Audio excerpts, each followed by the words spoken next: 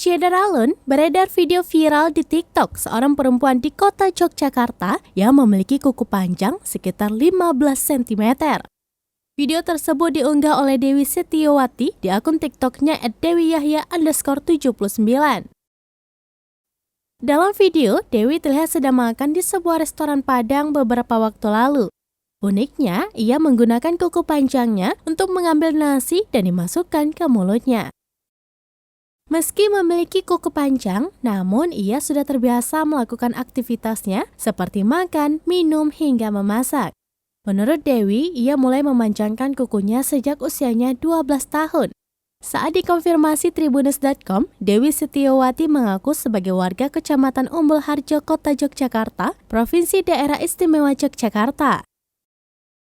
Perempuan yang lebih dikenal dengan nama Dewi Yahya ini mengatakan sudah sejak 12 tahun mulai memanjangkan kukunya.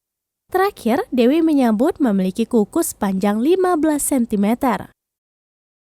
Berdasarkan keterangan Dewi, biasanya ia memotong kuku setiap 4 tahun sekali. Menurut Dewi, dalam menjalankan aktivitas sehari-harinya, Dewi sudah terbiasa menggunakan kuku panjangnya. Sehingga Dewi bisa makan hingga memasak sendiri meski memiliki kuku panjang.